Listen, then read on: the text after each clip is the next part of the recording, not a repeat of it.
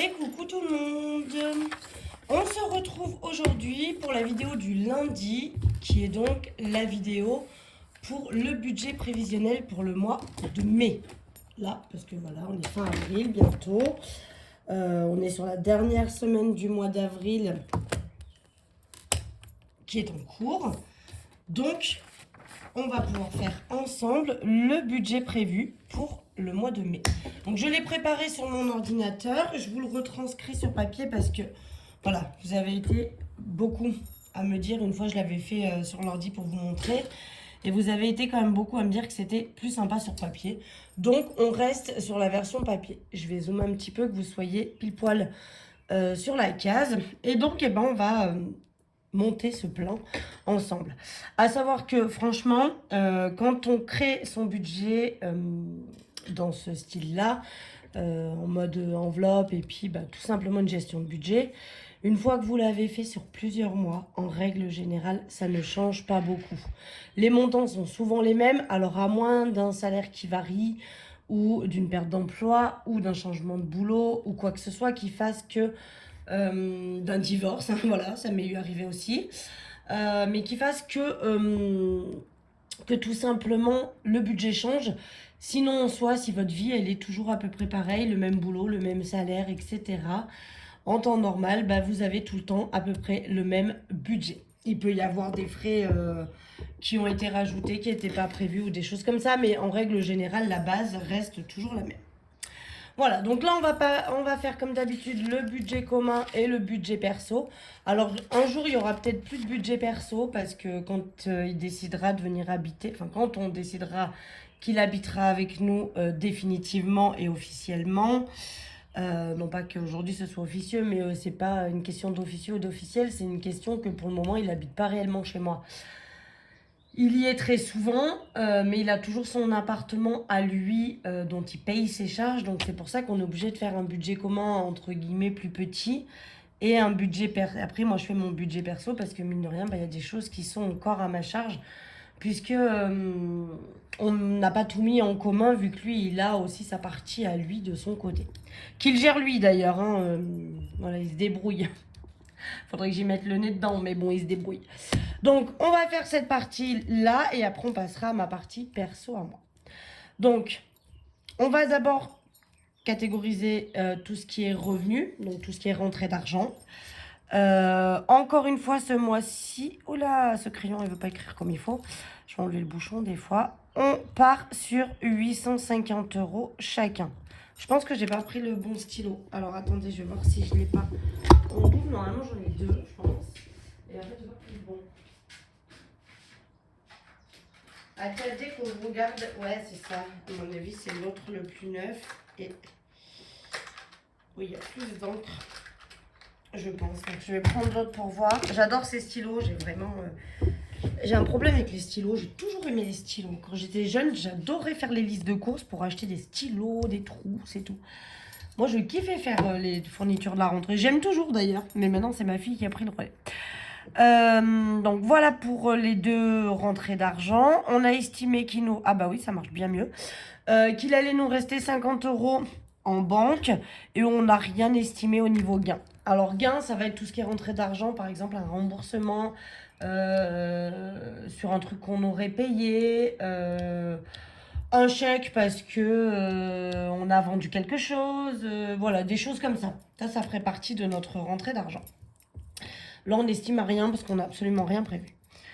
Ensuite, on va avoir SFR. Donc, SFR, ça concerne mon forfait de téléphone, celui de ma fille, celui de mes deux parents, ainsi que la box, du coup. Donc, ça fait 86,13 €. Voilà. Ah oui, attendez, j'ai pas mis le total. Bah oui, il faudrait peut-être qu'on sache. Du coup, ça nous fait normalement une rentrée d'argent de 1750 €. Voilà. Avec ça, il va falloir donc qu'on fasse tout le mois. Donc 86,13 € de SFR, 14,99 € de Netflix. Au niveau de la cantine, j'ai prévu 20 €. Donc ça concerne que mon fils. Par contre, je pense que pour juin ou pour... Ouais, je pense que ça sera pour juin, peut-être juillet, je sais pas. On aura la dernière facture du collège. Donc là, pour le moment, il n'y a que mon fils, mais le mois prochain, je pense qu'il faudra que je prévoie la facture des 2 collèges, du coup. Les dépenses en CB, on est resté sur 300 € pour ce mois-ci. Et puis après ça, c'est les placements pour les enfants, 20 € chacun sur leur livret. Ce qui nous fait un total de 481,12 €.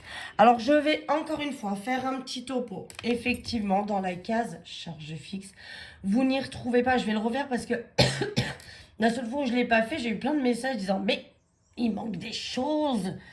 Qu'est-ce que c'est cette affaire? Donc, je vais vous faire un petit topo global. Je vis dans la maison familiale, qui est la même maison qu'avec mes parents. On est comme dans un immeuble, je suis à l'étage, ils sont au rez-de-chaussée. Mais on partage tout ce qui est eau, électricité, puisque c'est commun, en fait, aux deux logements. Voilà, j'ai récupéré cette partie du haut quand mes grands-parents sont décédés et quand j'ai divorcé du père de mon fils, voilà. C'est tombé à peu près en même temps, alors pas que mon grand-père soit décédé, il est décédé après quand même, mais il est rentré en EHPAD 2 mois avant que je me sépare du père de mon fils. Donc au final, ma grand-mère étant déjà décédée bien avant, elle est décédée avant la naissance de mon fils, ma grand-mère. Donc mon grand-père vivait tout seul à l'étage. Et c'était devenu compliqué pour lui, je raconte toute ma vie, on s'en fout. Bref, Marion va à l'essentiel, surtout que j'ai dit que j'allais à l'essentiel. Hein. Donc du coup, j'ai récupéré la partie du haut. Partie du haut qui est donc commune avec la partie du bas, qui est chauffage, électricité, il n'y a qu'un seul compteur. Et donc mes parents, pour m'aider, en tout cas au départ, je pense qu'on va modifier ça au fur et à mesure du temps, mais du coup on participe maintenant un petit peu, mais au départ, pour m'aider, avaient décidé de prendre à leur charge ma consommation d'eau et d'électricité. D'où le fait que vous ne voyez pas ni d'EDF ni d'eau dans mes charges fixes. Deuxième chose, c'est une maison qui a... moi, j'ai toujours habité là quand j'étais petite. Ma mère habitait là quand elle était petite. C'est une maison qui a été construite par mes grands-parents et sur laquelle, bien évidemment, depuis tout ce temps, il n'y a plus de crédit. Donc, je n'ai pas de crédit pour rembourser cette maison et je n'ai pas de loyer non plus puisque je suis logée à titre gracieux dans la maison. Voilà, donc vous n'y retrouvez effectivement ni loyer ni crédit pour payer cette maison puisqu'elle est terminée de payer depuis déjà bon nombre d'années. Je pense que j'étais petite, qu'elle était déjà finie de payer. Je pense que je suis née, elle était déjà finie de payer cette maison. Mais voilà, donc il n'y a pas de loyer et pas d'eau et pas d'électricité comme vous pouvez le voir sur mes charges. Maintenant, vous savez un peu le pourquoi du comment. Je m'estime très chanceuse, sachez-le, de ne pas avoir tout ça à payer. Surtout quand je me suis retrouvée toute seule après ma séparation, passer de 2 revenus avec à l'époque le revenu de mon ex. Si vous remontez les vidéos, vous l'aurez. Parce que j'ai commencé les vidéos, j'étais encore en couple avec le père de mon fils. Et au fur et à mesure des vidéos, pour celles qui me suivent encore et qui me suivent depuis le début, vous avez suivi avec moi toutes mes péripéties de séparation, de tout ça, voilà, ce qui fait partie de la vie. Hein. Donc c'était il y a 5 ans. Donc ça fait plus de 5 ans que je fais des vidéos avec vous. Le temps passe. Enfin, c'était il y a 5 ans. Ça fera 5 ans cet été. Donc voilà, on n'est pas loin des 5 ans. Mais voilà, vous avez suivi un peu toutes mes péripéties. Et du coup, je me sens très chanceuse d'avoir pu avoir ce contexte-là quand je me suis séparée. Bref, nous continuons. Donc je me suis trompée dans la vidéo précédente. C'est pas le mois de mai qui a 5 semaines pour moi. Ça sera le mois de juin. Je le redis. Donc, on repart sur 440 € de course. Encore une fois, 80, 140, 80, 140, 80. Voilà. Donc, je pense que là, courant du mois, peut-être que je mettrai de temps en temps 10 € pour la 5e semaine dans mes économies. Mais j'ai déjà le montant qu'il me faut pour le mois de juin. Voilà. Donc, je continuerai à mettre un peu dedans ce mois-ci, mais je vais privilégier mon save 480, mettre le maximum là-dedans pour l'avancer le plus vite possible. Mais voilà, je continuerai à en rajouter, mais sachant que j'ai un petit peu de marge du coup. Au niveau des restos, on est à 50 € par semaine, soit 200 €. Pour les chats, 30 € comme d'habitude. Pour la maison, 40 € pour le mois. Et pour les enfants, donc 10 € chacun en guise, entre guillemets, de petit argent de poche. Ce qui nous fait en totalité 740 € de dépenses. Ok. Là, donc normalement, quand vous en êtes là sur votre budget, quand vous avez votre montant qui revient, vous déduisez vos charges, vous déduisez ce dont vous avez besoin pour vivre tout le mois. il doit vous rester de l'argent. C'est ce qu'on appelle, entre guillemets, le reste à vivre, puisque ça, bon, à part les restos qui fait partie un petit peu des loisirs, on va dire, mais c'est quand même des choses obligatoires. Bon, en vrai, on pourrait se passer de tout ça et n'avoir que les courses qui restent complètement obligatoires. Pour les restos, on n'est pas obligé d'en faire, ça n'a aucune obligation. Les chats, si, je serai obligée quand même de nourrir mes chats. Donc les courses et les chats sont considérés comme des catégories obligatoires pour moi. En revanche, des dépenses pour la maison, les petits argents de poche pour les enfants et les restos ne sont pas forcément des choses obligatoires. Moi, j'aime bien l'avoir parce que voilà, on va pas non plus se priver toute notre vie. C'est bien de gérer, c'est bien de faire. Quand on peut, on se le permet. Si un jour je peux plus me le permettre, bah bien évidemment que je supprimerai des catégories. Mais normalement, une fois que j'ai déduit ça, soit il vous reste plus rien et à ce moment-là, bah, vous ne faites pas d'épargne et vous ferez des épargnes sur ces enveloppes-là. Soit il vous en reste et c'est ce qui permet de pouvoir épargner. Moi, j'aime épargner dès le début du mois parce qu'en fait, je me dis, il y en a qui se disent, bon bah voilà, avec ce qui reste, on verra, et à la fin du mois, on épargnera ce qui reste. Moi, si vous m'en laissez, c'est clair et net, il restera rien à la fin du mois. Je vous le dis, je le sais, je me connais. Donc, si vous me laissez de l'argent, si vous le placez pas dès le départ, si je le place pas dès le départ, vous faites rien pour moi. Mais moi, si moi-même je ne le fais pas, si je place pas cet argent ici directement dès le début du mois, c'est une certitude que je vais le dépenser. Donc, on y va pour le placer. Donc, je rajoute 20 € pour mes beaux-parents. Voilà. Donc, sachant que ce seront potentiellement les derniers, mais pas sûr parce que du coup, comme ils sont pas nés le même mois, eux, eh bien, il faudra quand même compléter. Ma belle-mère, c'est ce mois-ci. Mon beau-père, c'est au mois de juillet. Donc, ma belle-mère, le cadeau est fait. On n'a pas tout dépensé d'ailleurs. Donc, on va dire qu'on a de l'avance pour l'année prochaine. Et mon beau-père, c'est en juillet, donc il manquera ces 20 € là pour son cadeau à lui. Et après, je remettrai pour arriver à de nouveau. Dès que j'ai fini de leur mettre leurs 100 € chacun aussi, on arrêtera de remplir cette enveloppe. Mes parents, donc c'est bon, on l'a vidé, puisque leur anniversaire était au mois d'avril. Donc pour le mois de mai, on recommence à mettre de côté. Pour ma fille, on reste sur 0, puisque c'est le mois prochain que je vais faire son cadeau. Donc, je vais dépenser les sous et à partir du mois de juin, je recommencerai à remplir. Pour mon beau-fils, on va mettre ses 20 € et je crois que ça sera les derniers, on aura atteint le quota. Donc, lui, on ne mettra pas au mois de juin parce que son anniversaire est au mois de juin. Et on recommencera, parce qu'on fera les cadeaux pour lui au mois de juin. Sachant que les deux sont nés au mois de juin, mais ma fille le premier, donc je suis obligée d'avoir fait les cadeaux au mois de mai. Et mon beau-fils le 29, donc à la fin du mois. Donc lui, on peut faire son cadeau courant juin. Donc ça leur décale d'un mois. Ils sont nés le même mois, mais techniquement, enfin ma fille, elle est presque née en mai, quoi, on va dire. Donc voilà. Au niveau des vacances, on a prévu 120 €. Cette fois-ci, je vais essayer de ne pas faire de bêtises comme le mois dernier et de ne pas les retirer pour vraiment les mettre en banque. Sachant que les 120 ou 100, je ne sais plus, que j'ai retiré en trop le mois dernier, hein, qui sont dans l'enveloppe vacances, vont repasser en banque dès le mois prochain. Bien sûr, je les remettrai en banque. Pour l'école, on rajoute 20 €. Pour mon fils, pour son anniversaire, 20 €. Pour Noël, on met encore 50. Dès qu'on aura le montant requis pour les vacances, qu'on aura payé, hein, du coup, pour les vacances, on réduira l'enveloppe vacances parce qu'on ne repartira pas en vacances tout de suite l'année prochaine, ou alors on fera un truc vraiment plus petit, hein, histoire de partir quelque part, mais pas aussi cher que ce qu'on fait cette année. Et du coup, je pourrais me permettre d'augmenter l'enveloppe Noël. Pour la maison, je vais placer 30 € parce qu'on a plein de projets. On aimerait bien acheter une cave à vin, on aimerait bien refaire des travaux dans la maison, on aimerait bien carreler la terrasse, on aimerait bien beaucoup de choses. Mais malheureusement, on n'a pas les sous. Donc du coup, je pense que ce que je vais faire, c'est continuer à mettre des sous de côté dans l'enveloppe Marion. Mais là, on les avait pris, je ne sais plus pourquoi, pour l'aspirateur, je crois. Enfin bref, voilà. Pour les chats, bah, comme d'hab, je leur mets leurs 10 € habituels. Pour le chauffage, on part sur 30 €. Donc là, on n'achète plus de chauffage. On a fini. Ce mois-ci, on n'a rien racheté. Donc là, maintenant, ce qu'on met, c'est de l'avance pour l'hiver prochain. Ça serait bien même qu'on mette un peu plus, mais bon, on va faire avec ce qu'on a. Pour les anniversaires, 10 €. Il me semble pas qu'on en ait de prévu en mai. Par contre, on en a de prévu en juin. Donc, il faudra qu'on pioche dedans. Pour secours, on reste sur 40 €. Et pour nos vacances d'hiver, je mets 20 €. Et là, peut-être qu'il faudra aussi qu'à un moment donné, on augmente cette somme-là dès qu'on commencera à se rapprocher des vacances d'hiver. Ce qui nous fait 410 € à répartir.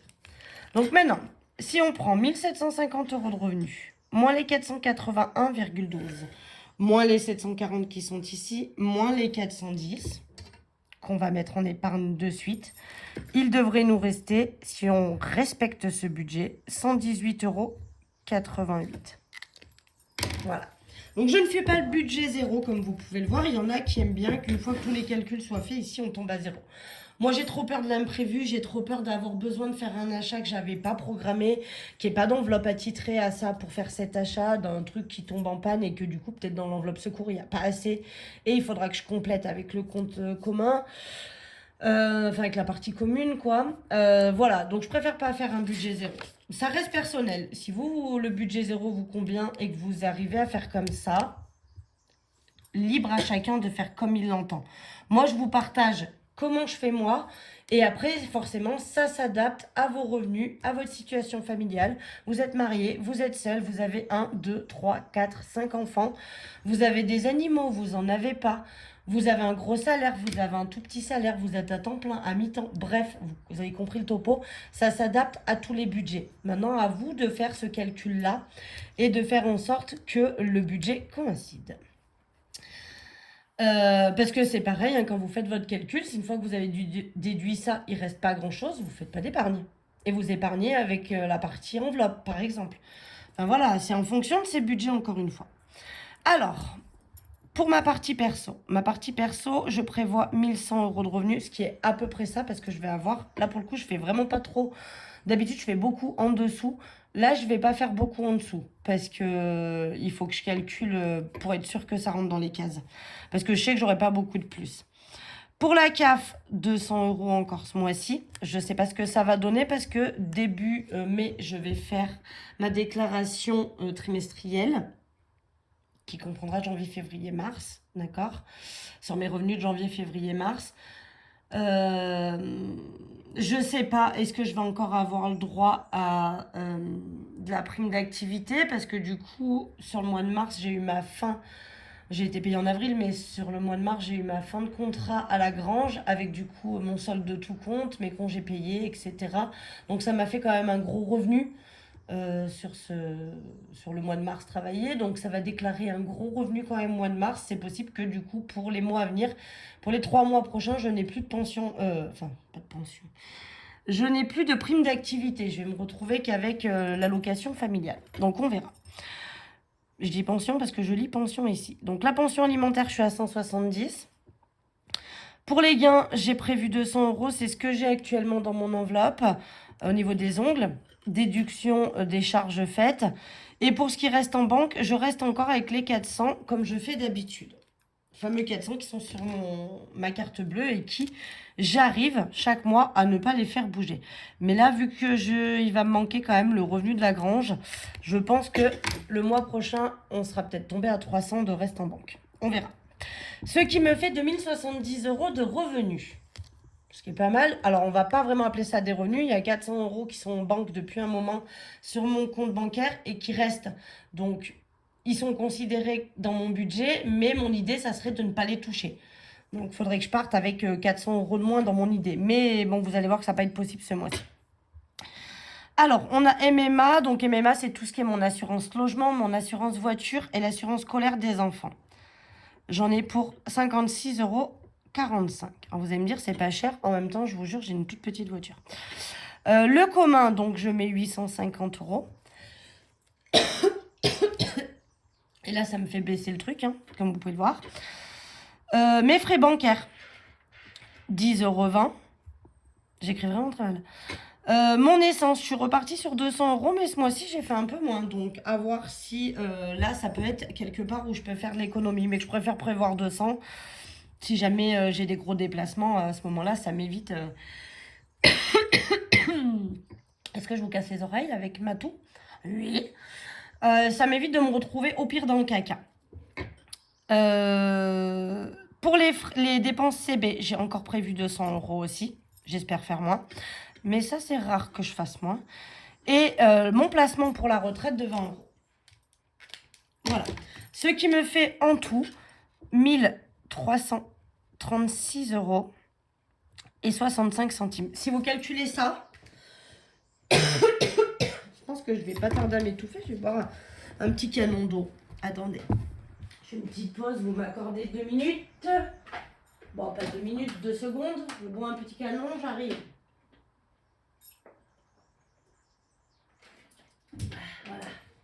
Ça fera du bien cette histoire. Que disais-je? Oui, que si vous regardez bien, j'ai 1300 € de charge, mais en vrai, j'ai que 1100 € de revenus. Donc, si derrière, j'ai pas la CAF, la pension et ma partie ongles, donc là, 200 €, c'est pas des masses non plus, mais en même temps, je travaille, donc je fais un peu à côté. Je peux pas faire bien plus, hein, quand même, franchement, je vous avoue que je suis quand même assez remplie. Mais si on cumule tout ça, vous voyez que si j'ai pas tous ces petits revenus-là, 1100 € de salaire, je pourrais pas me permettre un budget comme ça. Je vous le dis. Bref, continuons.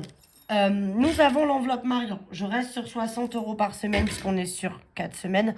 Quand je fais des mois à 5 semaines, je redescends à 50 € parce que sinon c'est trop compliqué.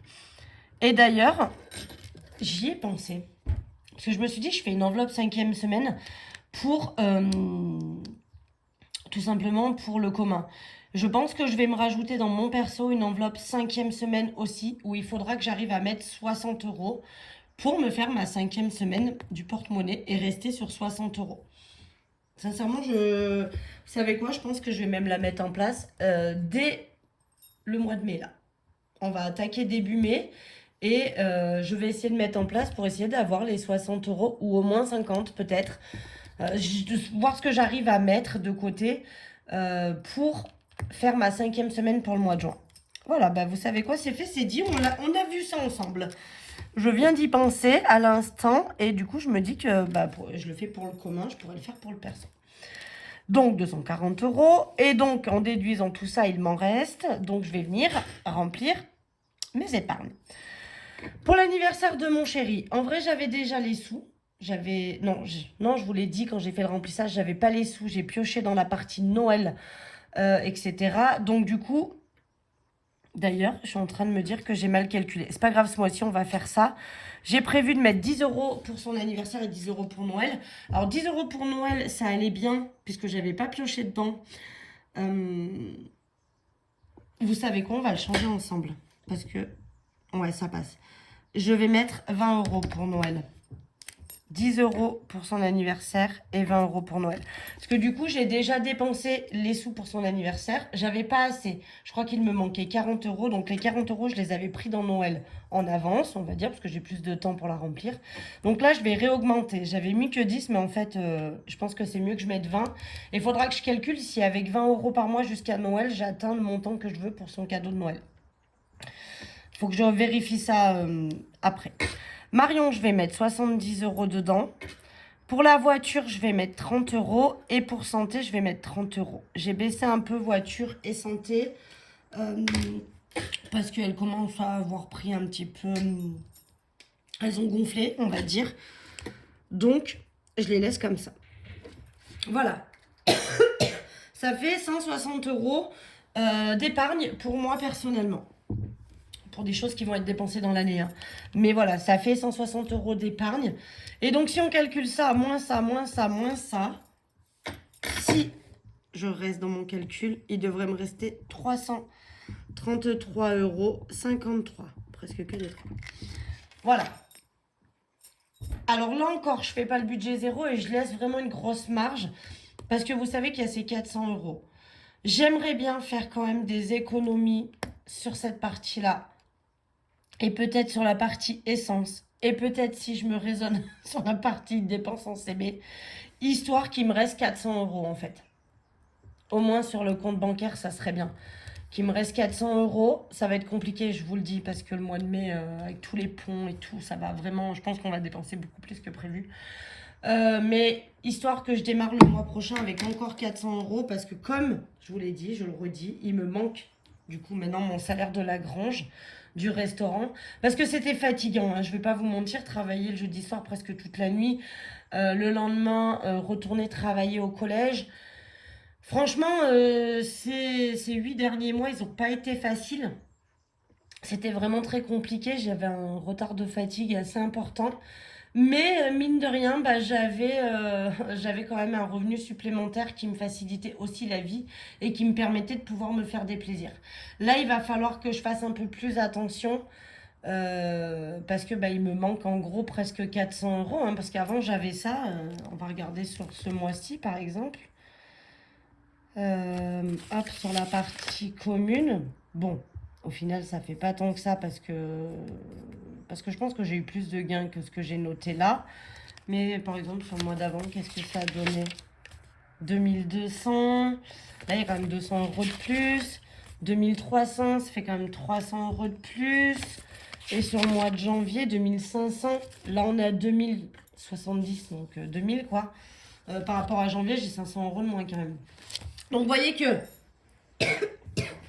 Ah, ça, non, boire, ça n'a pas suffi. Vous voyez que du coup, il va falloir que je fasse un peu plus attention. Mais voilà, budget mis comme ça devrait passer. C'est d'ailleurs pour cette raison que j'ai baissé la partie voiture et la partie santé. Parce que je me suis permise de bien la gonfler quand même sur les mois précédents. Et là, elle est pas mal. Et 30 euros par mois, franchement, en espérant que il me manque pas trop de choses, enfin qu'il m'arrive rien sur ma voiture sur les prochains temps là, parce que la révision est faite, le contrôle technique est fait, donc quasiment tout est fait sur ma voiture, j'ai plus rien à faire pour un petit moment, mais j'aimerais mettre de côté encore beaucoup quoi, histoire de... Oh bonjour Madame Bobby, qu'est-ce que tu fais? Oh maman oui. Oui bonjour. Vous avez entendu la Bobby, elle m'a fait un bonjour. Elle a dalle, avec croquette. Elle en a plus, je vais lui mettre. Voilà, bon bref, tout ça pour dire que le budget est ficelé. Donc vous voyez ce que ça va donner à peu près. Maintenant on verra à la fin du mois pour voir où on en est dans les calculs. Et puis voilà. Donc j'espère que votre budget il est fait pour le mois d'avril. Pour ceux qui sont comme moi et qui attaquent le mois d'avril là bientôt. Donc moi il me reste cette semaine là, hein. On se retrouvera vendredi. Vendredi, on sera donc le 1er mai. Normalement, on aura reçu nos payes. Donc, je vais faire en sorte de retirer les sous sur la semaine en cours. Voilà. Et comme ça, je pourrai vous tourner vendredi la vidéo du bilan de la 4e semaine du mois d'avril. Pas celle du remplissage puisqu'on l'aura terminé, mais la vidéo du petit bilan du mois également. Et après, on se retrouvera, j'essaierai de vous la tourner dans le week-end, mais on se retrouvera encore lundi d'après pour la vidéo du remplissage des enveloppes. Ma vidéo préférée. Voilà, voilà. Sur ce, eh ben, alors vous verrez cette vidéo lundi après-midi. Là, je vous la tourne, on est dimanche. Mais vous la verrez que l'après-midi. Parce que le matin, eh bien, je passe au jugement, au tribunal avec le père de mon fils. Donc, on va voir ce que ça donne. Donc, je vous en dirai plus sur la vidéo de vendredi prochain, si ça vous intéresse, bien sûr. Mais je vous en dirai un peu plus à ce moment-là. Mais du coup, demain matin, voilà, j'aurai absolument pas le temps. Il faut que je sois à 9h au tribunal. Donc, ça veut dire qu'il faut que je parte aux alentours de 7h, 7h15 de chez moi. Pour être sûre d'être à l'heure au rendez-vous. Sachant que je vais à Grenoble, donc bon, pour ceux et celles qui sont pas du coin, ça vous parle pas, mais ça me fait quand même un petit peu de route. J'ai au moins 3/4 d'heure, le temps de trouver une place, peut-être 3/4 d'heure, 1 heure de battement pour y aller, quoi. Donc voilà, il faut pas que... Je préfère arriver en avance, quitte à ce que je boive un café. Du coup, ma mère m'accompagne, parce que j'avais un... Ouais, je vais pas vous mentir, je sais que j'y vais pas en mode guérilla avec le père de mon fils. Mais quand même, ça reste une épreuve où il faut aller devant un juge avec un avocat. Enfin voilà, pour moi, j'ai l'impression d'être une criminelle des fois. Mais voilà, ça reste quelque chose que on a vraiment, même si, sincèrement, je l'ai déjà vécu une fois et en mode beaucoup plus gravissime que ce que je vais vivre demain. Quoique après, je sais pas ce que ça va donner, mais en tout cas, à mon sens.